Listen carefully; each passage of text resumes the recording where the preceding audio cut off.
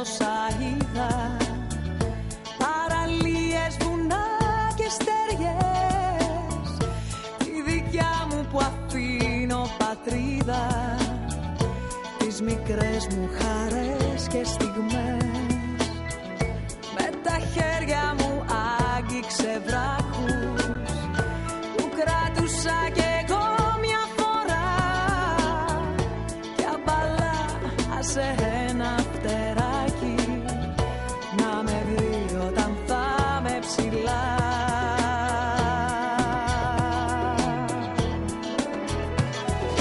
Πάρε το σώμα μου, τι να το κάνω, έχω ψυχή, έχω φωνή. Πάρε το σώμα μου, πάω πιο πάνω, πάρε αγάπη, πάρε ζωή. Πάρε το σώμα μου, τι να το κάνω, έχω ψυχή, έχω φωνή.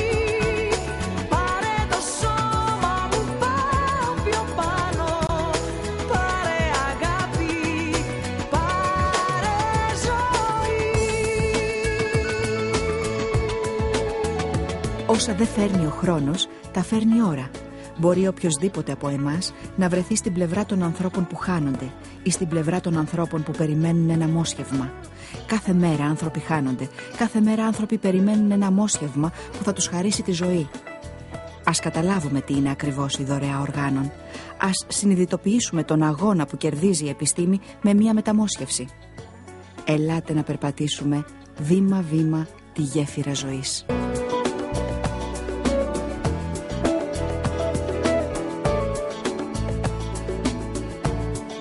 Το παιχνίδι της ζωής με το θάνατο είναι εις βάρος της πρώτης. Ή μήπως όχι? Με τη δωρεά οργάνων η απάντηση είναι όχι. Η ζωή κερδίζει το θάνατο. Ρωτήστε για το θέμα, ενημερωθείτε. Μην το αντιμετωπίζετε σαν ταμπού. Γιατί η δωρεά οργάνων είναι πράξη ζωής.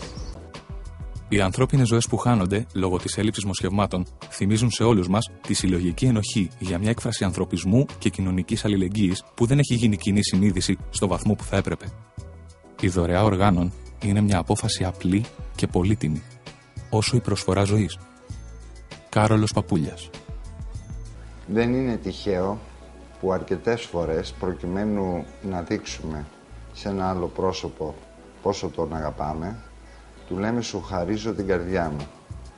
Αυτό λοιπόν το τόσο απλό και ανθρώπινο συναίσθημα που χαρακτηρίζει αρκετές φορές τις διαπροσωπικές μας σχέσεις, γιατί να μην το κάνουμε ένα γενικότερο σύνθημα προκειμένου μέσα από τη δική μας ζωή ή τον δικό μας θάνατο όταν αυτός θα έρθει, να μην δίνουμε ζωή σε άλλους που θα πεθάνουν εάν δεν γίνουμε δωρητές οργάνων.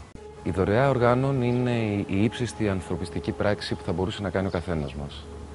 Έχει πολλές παραμέτρους. Μία από αυτές είναι και η παρηγοριά.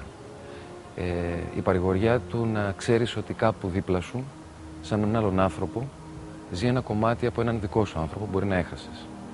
Είναι μια πολύ μεγάλη στιγμή για τον άνθρωπο και για το μεγαλείο της ψυχής. Εγώ γι' αυτό το έκανα, γι' αυτό είμαι δωρητής οργάνων, γιατί νιώθω καλύτερος άνθρωπος έτσι. Ο Κώστας στα 13,5 χρόνια του μετά από ένα ατύχημα ήταν εγκεφαλικά νεκρός.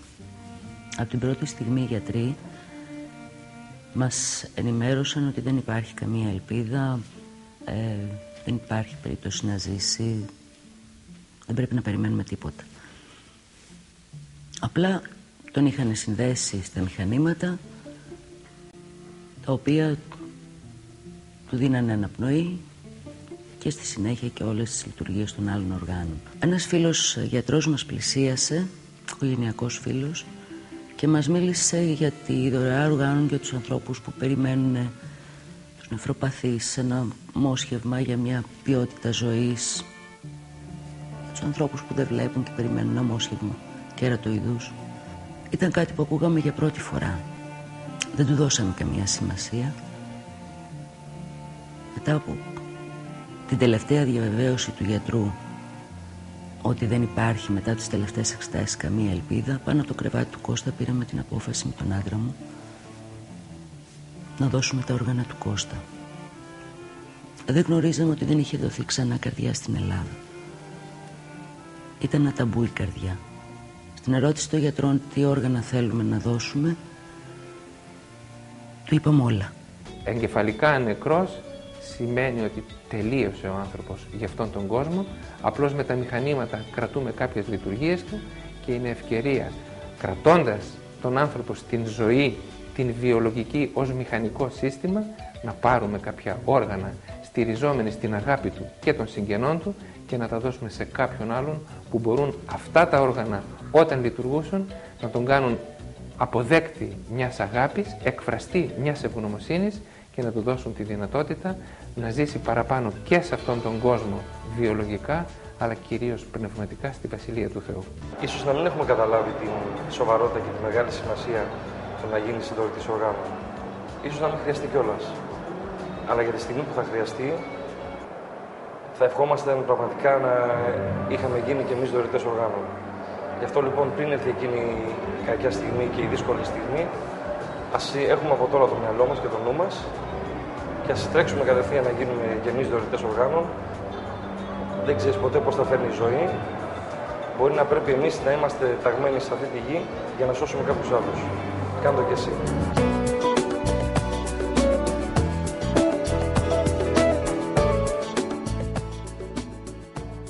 Καθημερινά στην Ελλάδα γίνονται πολλά τροχαία και σκοτώνονται πολλοί άνθρωποι.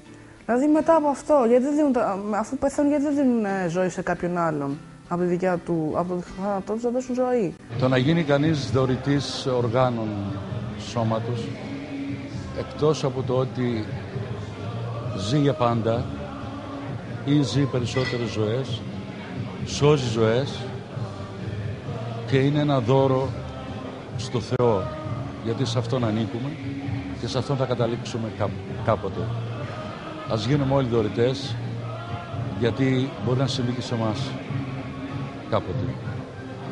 Ας το δούμε πιο σοβαρά, πιο ανθρώπινα και πιο χριστιανικά. 3 χρόνια μετά την μεταμόσχευση καρδιάς και με έντονη ζωή και στην Ελλάδα και στο εξωτερικό, πίσω στη δουλειά, πιστεύω ότι η μεταμόσχευση είναι αυτό που από την αρχή ήξερα. Ένας τρίαμβος της ανθρώπινης αλληλεγγύης και ένα θαύμα της ίδιας της ιατρικής επιστήμης. Από τη μεταμόσχευση όλοι κερδίζουν. Σώζεται μία ζωή, σώζεται πολλές ζωές. Η ίδια η οικογένεια του δότη αισθάνεται τη δική της εσωτερική εκπλήρωση, γιατί με την προσφορά ζωής που έχει κάνει έχει δώσει διαβατήριο ζωής σε πολλούς ανθρώπους, έχει βελτιώσει πάρα πολύ τη ζωή άλλων ανθρώπων, δίνει ένα θετικότατο μήνυμα σε όλη την κοινωνία, σε όλους όσους τυχαίνουν να ξέρουν και να γνωρίζουν για την προσφορά που έχει γίνει. Ταυτόχρονα δίνει ένα μεγάλο μήνυμα για το τι μπορεί να καταφέρει η ιατρική επιστήμη. Ο ανθρώπινος πόνος είναι μια κατάσταση στην οποία θέλουμε όλοι να αποφύγουμε. Πολλές φορές όμως η ζωή τα φέρνει έτσι που βρισκόμαστε μπροστά σε πολύ δύσκολες επιλογές. Μία από αυτές είναι η δωρεά οργάνων. Όταν μπούμε σε αυτή τη διαδικασία πρέπει να σκεφτούμε ότι το σώμα είναι φθαρτό ενώ η ψυχή είναι άφθαρτη. Ας επιλέξουμε λοιπόν να χαρίσουμε τη ζωή σε άλλους ανθρώπους όταν εμείς δεν μπορούμε να την έχουμε πια. Το να γίνει κανείς δωρητής οργάνων είναι κάτι που απλά χρειάζεται να το έχει αναφέρει στους γονείς του, στην οικογένειά του ή σε κάποιον δικό του. Εγώ τουλάχιστον αυτό έχω κάνει και δεν θα μετανιώσω ποτέ γι' αυτό.